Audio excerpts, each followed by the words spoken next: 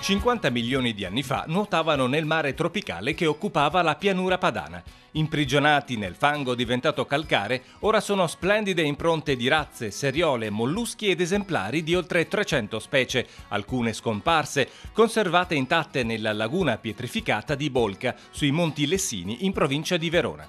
Fino al 12 dicembre alcuni dei più importanti tra gli ultimi esemplari rinvenuti negli scavi sostenuti dalla Regione Veneto sono in mostra a Palazzo Ferrofini, sede del Consiglio regionale. La mostra, inaugurata dal Presidente del Consiglio Marino Finozzi e dall'assessore alla cultura del Comune di Verona Erminia Perbellini, dà testimonianza dei risultati della legge regionale del 2006, presentata dal consigliere Gustavo Franchetto a sostegno del sito paleontologico di Bolca e del suo museo.